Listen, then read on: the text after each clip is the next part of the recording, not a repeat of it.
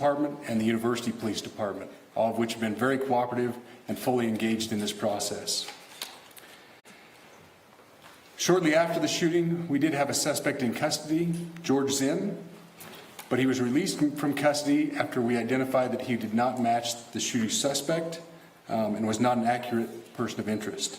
However, he has been booked into the county jail by Utah Valley University Police Department for obstruction of justice. We do still have an active investigation for the person of interest. This incident occurred with a large crowd around. There was one shot fired and one victim. While the suspect is at large, we believe this was a targeted attack towards one individual. This is a tragic moment in our state and in our country. As we heal, we encourage everyone who is struggling with news of the incident to call 988, our state mental health crisis line. In addition to that, our partners with the FBI will also be discussing other ways we can communicate through the public for tips and other information. Thank you. Good afternoon.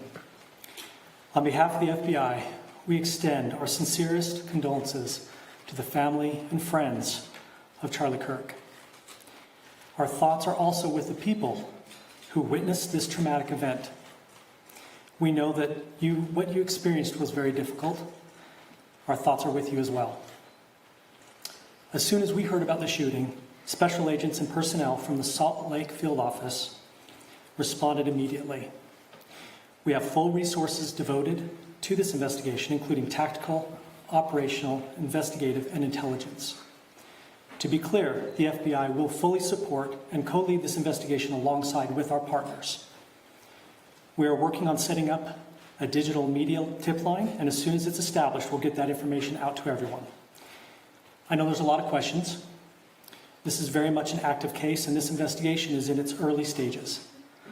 We are following all the leads and all the evidence. If anyone has any information, please report it to the FBI or local law enforcement. Thank you. On behalf of President Tubanez, who we've been communicating with, and she's on her way back right now, I say that on behalf of Utah Valley University, we are shocked and saddened by the tragic passing of Charlie Kirk. We express our sincere condolences to the Kirk family. We grieve with our students, faculty, and staff who bore witness to this unspeakable tragedy. He was invited by the student group Turning Point USA to speak on our campus.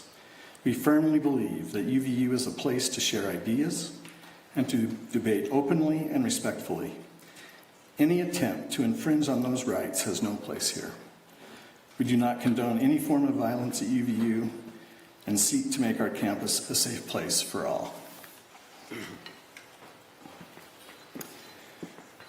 Ladies and gentlemen, thank you for joining us on this dark and tragic occasion. I want to thank our law enforcement officers who are leading this investigation, starting with Chief Long and his response here with the UVU Police Department. We're grateful for your leadership and your team. And again, to the speakers that you've just heard from who are co-leading this investigation. I also want to recognize Sheriff Mike Smith, who has been an invaluable partner as this investigation moves forward. I've been in touch with President Trump, with FBI Director Kash Patel. We are completely aligned with our state and federal partners as we work through this case. Now, this is a dark day for our state. It's a tragic day for our nation. And I want to be very clear that this is a political assassination. We are celebrating 250 years of the founding of this great nation. That founding document, the Declaration of Independence, that this great experiment on which we embarked together 250 years ago, that we are endowed by our Creator with certain unalienable rights. The first one of those is life. And today, a life was taken. Charlie Kirk was first and foremost a husband and a dad to 2 young children.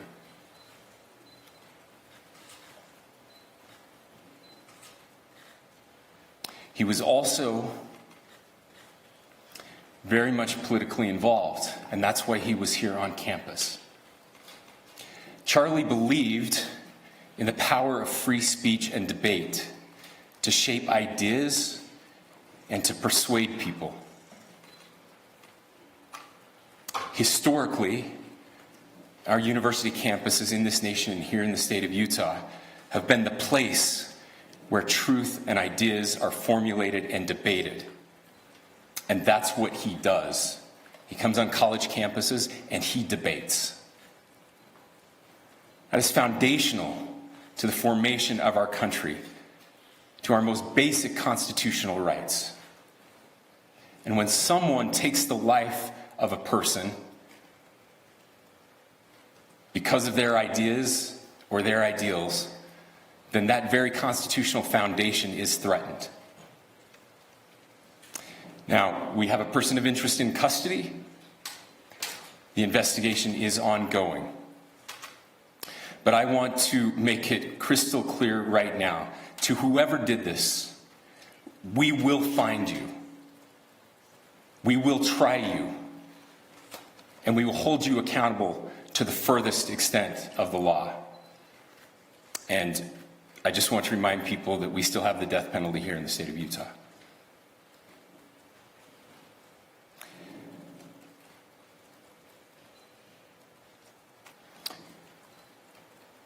Our nation is broken. We've had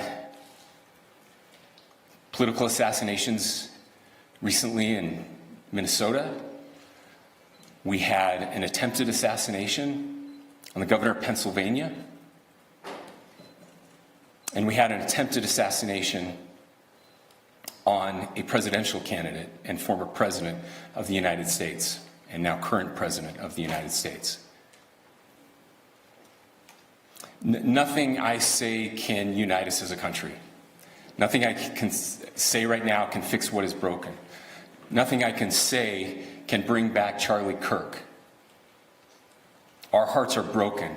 We mourn with his wife, his children, his family, his friends. We mourn as a nation. If anyone in the sound of my voice celebrated even a little bit at the news of this shooting, I would beg you to look in the mirror and to see if you can find a better angel in there somewhere. I don't care what his politics are. I care that he was an American. We desperately need our country. We desperately need leaders in our country. But more than the leaders, we just need every single person in this country to think about where we are and where we want to be. To ask ourselves, is this it? Is this what 250 years has wrought on us? I pray that that's not the case. I pray that those who hated what Charlie Kirk stood for will put down their social media and their pens and pray for his family, and that all of us will try to find a way to stop hating our fellow Americans. With that, we're happy to take a few questions. The FBI director is posting that a suspect is in custody. I would just like clarification. Do you or do you not have a suspected shooter in custody? We have a person of interest in custody that is being interviewed right now. That is not George Zinn. That is not George Zinn. That is correct. Is there Are you any still indication searching of foreign or involvement? looking for another shooter or anybody else related to this? Yes, we are actively looking for anyone and everyone who has any possible information relating to this shooting. Can you tell us details about the suspect being taken into custody? Where? How long ago? We cannot at this point. But we will get you that information when we can. Is there believed to be a second individual involved in the shooting? At this point, there is no information that would lead us to believe that there is a second person involved. Can you guys talk? the possible shooter?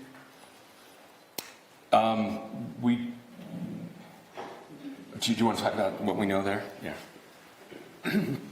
The only information we have on the suspect, the possible shooter, is taken from closed-circuit TV here on campus. We do have that. We're analyzing it, but it is security camera footage, so you can kind of guess what the quality of that is.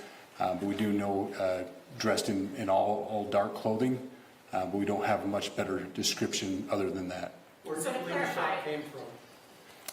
The shot came from here on campus, from a location at a fair, potentially from a roof, yes. A longer distance shot from a roof. So to clarify, with the security camera footage you have and the person of interest that's in custody, does that match up? That's what we're trying to decipher right now. So did FBI or DHS have anything on the threat board this morning? I can't speak. I'll just say that the investigation's ongoing, and as soon as we have further information, we will be sure to release it. Any indications of foreign intelligence involvement? As of now, I can't comment on any of that. Thank you. Can you talk a little bit about the security of the event itself? Who was there security-wise, and what happens on these kind of events? So my name is Jeff Long. I'm the police chief here at UVU, and I'll tell you right now, we're devastated. We're a small police department. We have a very large campus. We have over 40,000 students, and we love our students. We love our visitors, and we're devastated by what happened today. This is the police chief's nightmare. I'm very saddened for the Kirk family. I know his wife and parents found out about this. You know, obviously he's away from home. He's here in Utah. They find out by a police officer that visits their home. That's tragic. Nobody wants that. But I can tell you about our venue today. This was an open venue. This was outside. We did have 6 officers working that event. We had probably over 3,000 people that were in attendance. It sat down in kind of a bowl area here on the central campus. We have a waterfall area. And so he was kind of in a lower area, surrounded by buildings.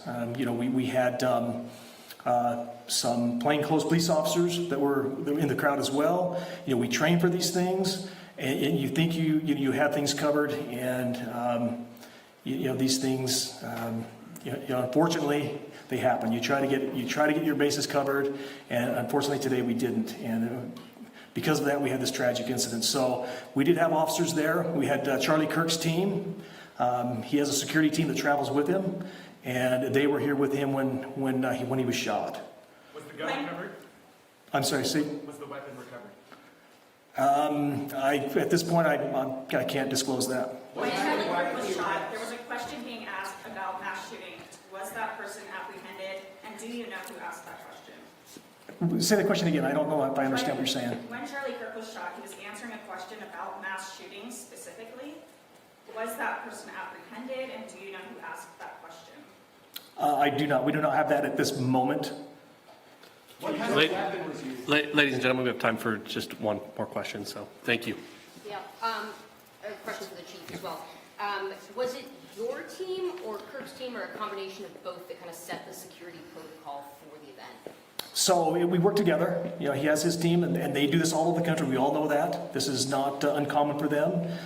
They're very comfortable on campuses, and I was coordinating with his lead security guy, and so yeah, we were working together. Was this a sharpshooter type shot? Was this a Ladies and gentlemen, those are all the questions that will be answered today. Again, thank you for covering this.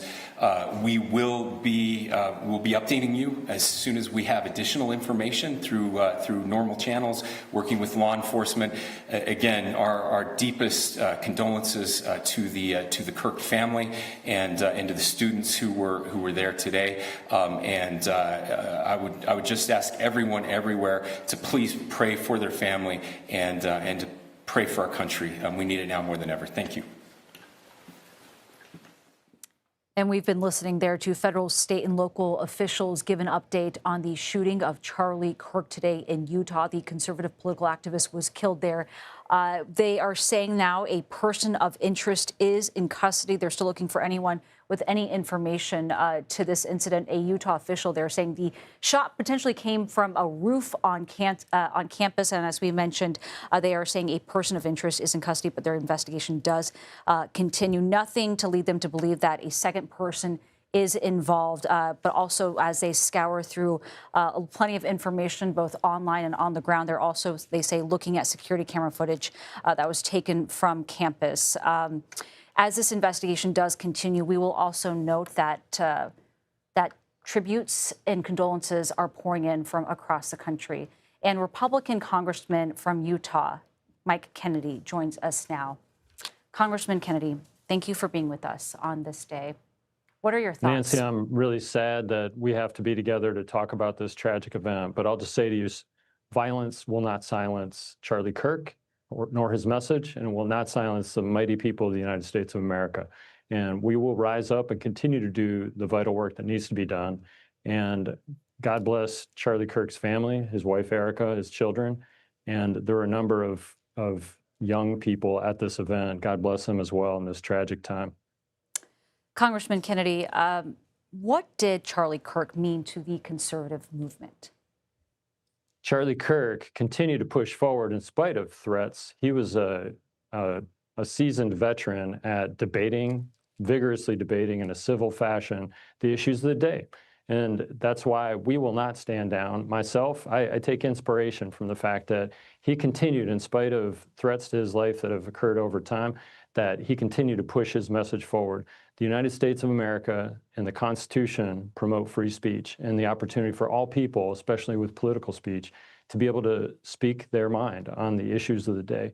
Charlie Kirk did that, and his voice will continue to be heard. This tragic episode by this filthy assassin who committed this event will not silence his voice, and it will not silence the good people of the United States of America. And I stand with my Democrat and Republican colleagues, with Speaker Johnson, Leader Thune, and President Trump. We will continue to move forward to do the work of the American people in spite of these violent efforts to shut down the opportunities for our citizens to speak freely on the issues of the day. And Congressman Kennedy, I can imagine this hits particularly close to home, given that it did happen in your state. What goes on in your mind when you first heard that news come in? It's in my state and it's in my district. This place is just a few minutes from my house. And I know people that were there at that event. And I know that this does not represent Utah nor its citizens. And this institution is an outstanding institution full of great professors as well as students. And it's a tragic event that they had to witness. But I know we can all learn from this event as far as this will not intimidate us. As a state senator, I've had my house vandalized. I've had death threats against me. I know my congressional colleagues, some of them have had death threats as well against them. But we continue to do the work here in Washington, D.C. And I know my friends, my colleagues, the neighbors, they will continue to do their work to promote the opportunities that we have here in the United States of America. And violence will not intimidate us, and violence will not silence the voices of our good people. Congressman Mike Kennedy, thank you very much for being with us tonight. Thanks for having me. And Anna Schechter, Senior Coordinating Producer for the Crime and Public Safety Unit, joins us here on set once again. Quite a few updates coming from that press conference from those federal, state, and local leaders and officials. With a person of interest in custody, where does the investigation go from here? And I know it's in early days, but it's all boots on the ground right now. That's right. Well, they're still analyzing surveillance video. They want to match this individual with everything that they're seeing from multiple cameras. So that's happening right now. They're also likely interviewing this individual. Then from there, they want to get associates, close family members, friends, colleagues that this person might have worked with, because they want to find out if anybody else might have known about this attack. Plans for this attack, who might have aided it. So that's a very important part of this investigation that's underway right now. They're also going to get a search warrant for all of the electronic devices, cell phones, laptops, anything else where this individual might have communicated with others, and they're going to pull all of that in, review all of that. So the clock starts ticking now on that part of the investigation. While they're doing that, they're building a timeline of everything that this individual did leading up to the moment of pulling that trigger. And I know we're looking ahead, but also a look back at what happened this afternoon. One thing that stood out to both of us during that press conference is hearing how many officers from the University Campus Police were actually on the ground out there. He was saying 6 officers, possibly more, that were also in plainclothes. He said that plainclothes officers were also there. But when you hear that some 3,000 people were in attendance, what goes in your head then? Not a secure location. Wide open, no cover, no checkpoints, no metal detectors. Already, just the fact that they held the event at that location, law enforcement is at a disadvantage to keep it safe. But there are things that they could have done. And there you heard the police earlier acknowledge that they might have been able to prevent this. But to have somebody on a roof in an open air university like that, very difficult to prevent. But had they had more eyes, more resources, maybe somebody would have seen something, said something, and apprehended that person before they took that shot. And we're already hearing about events being postponed or canceled, political ones, because of what happened with security plans perhaps being re-examined. Do you think that other colleges or other venues could change the way they approach security given what happened here today? Absolutely. At least in the short term, there is going to be a message that goes out wide to campus law enforcement, regionally and wider across the country. Everybody's going to be on high alert given that. Already, law enforcement in the big cities were on high alert because tomorrow's September 11th. We are in a heightened threat environment. But looking out and finding that lone wolf before they attack, that is the hardest thing for law enforcement to do. Everybody's going to be ramping up security right now, essentially, at campuses, but other institutions around the country. I know hindsight is 20/20, especially in cases like this, but when you do recognize that there was outcry and that people were not happy with Charlie Kirk's appearance on that campus and that this was the first stop on a widely publicized tour that he was kicking off on, what should have been different?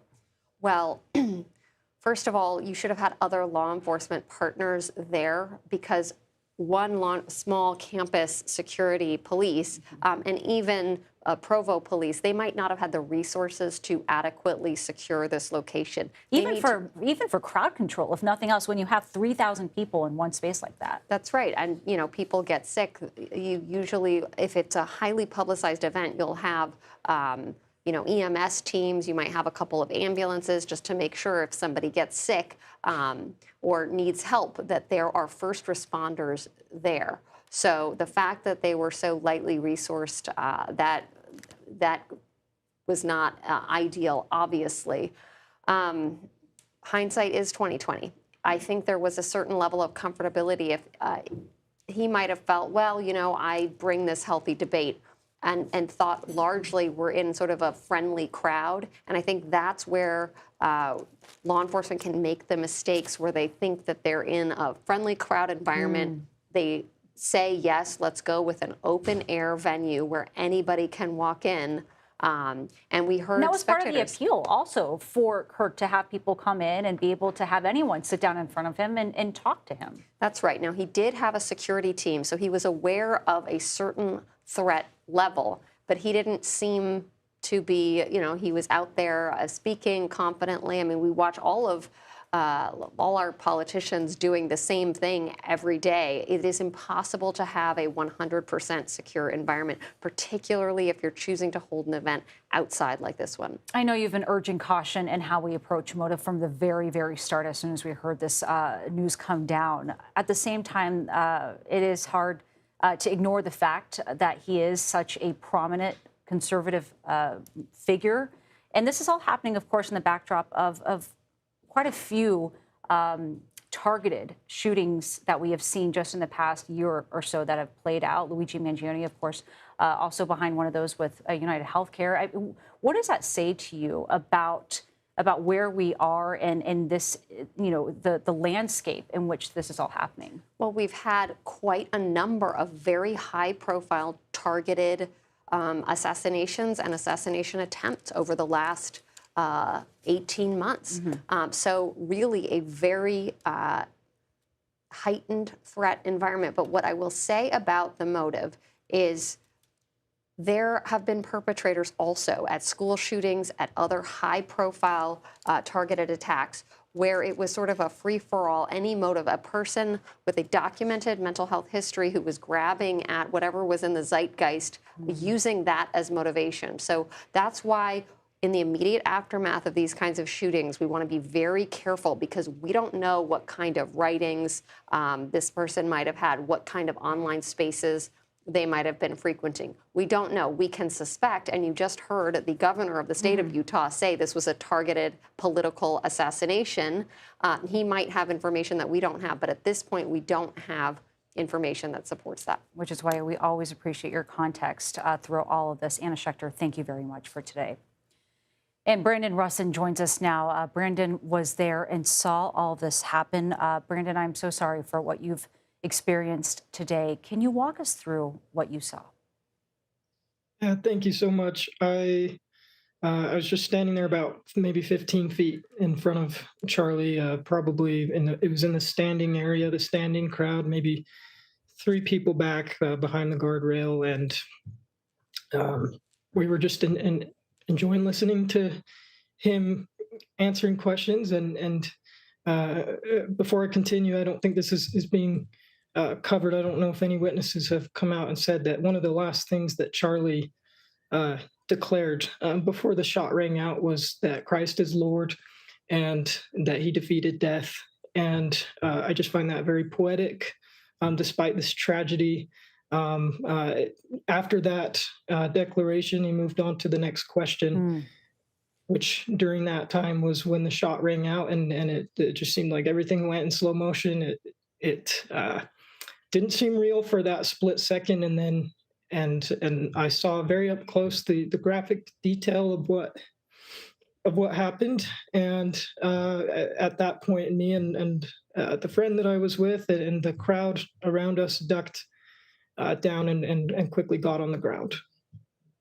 It sounds like an incredibly harrowing experience that you had to go through, Brandon. When you did see this unfold so close to you, you said that you got on the ground. Can you talk a little bit about that immediate reaction of the crowd that was around you? I know there were so many students that were there. Yeah, I think it took probably 1 second for everyone to process what had just happened, and all of a sudden we were all piling on the ground. I just remember instinctively shouting, "No, no, no, no." I reached for my phone to text my wife and to tell her that there was a shooter, and that I loved her in case anything happened to me. And at that point, we were on the ground for about a minute, and not hearing any more shots ring out gave everyone the confidence to just start running to the buildings. And so that's what we did. Brandon, a lot has also been made today about what kind of safety measures were in place. Can you tell us about what you saw when you were there? What kind of safety apparatus that you had to go through, if any, and what your thoughts are on that now? I'm going to be completely honest. When I walked into this courtyard, the first thing that I thought, with everything that's happened in the past decade or few years, the first thing I thought was, I hope they have good security here, because this does not seem like a safe place for Charlie to be giving his message. In terms of the layout of the courtyard, not in terms of the people, which like she was saying earlier, it was a mostly friendly crowd, and so just the layout of the courtyard, that was my initial thought, is that this does not seem very safe. What drew you to go there to begin with?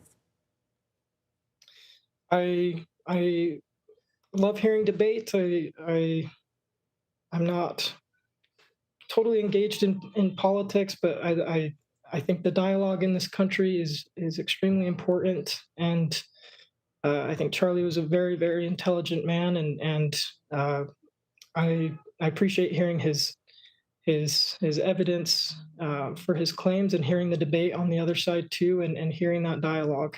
That's initially what drew me. An important dialogue to have. Brandon Russin, thank you very much for being with us tonight. Thank you. And we are going to have continuing coverage of the fatal shooting of conservative activist Charlie Kirk in Utah. But first, we are going to take a quick break. You're watching The Daily Report.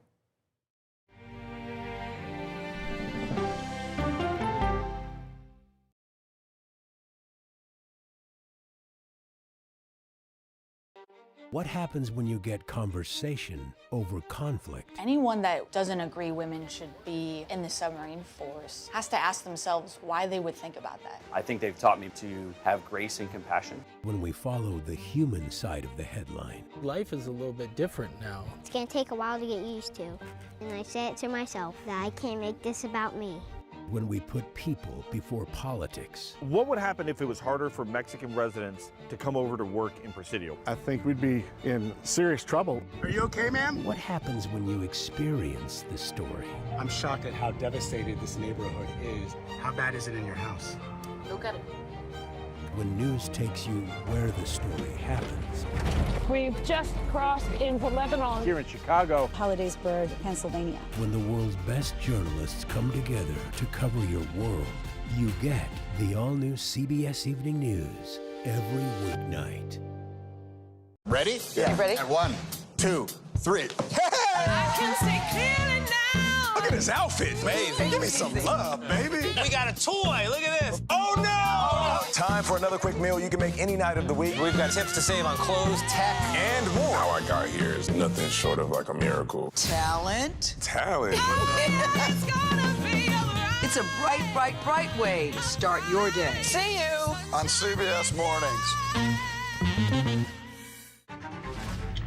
Here comes a big one. What I've seen, it's like chaos. This is the pager that Hezbollah was using. How was this possible? Oh, come on. Come on. Whoa. Wow. Ask me the hard-hitting questions. I'm open to all of it. 60 minutes. Is this what you want? 60 minutes. 60 minutes! It's time for the CBS News original, 60 Minutes.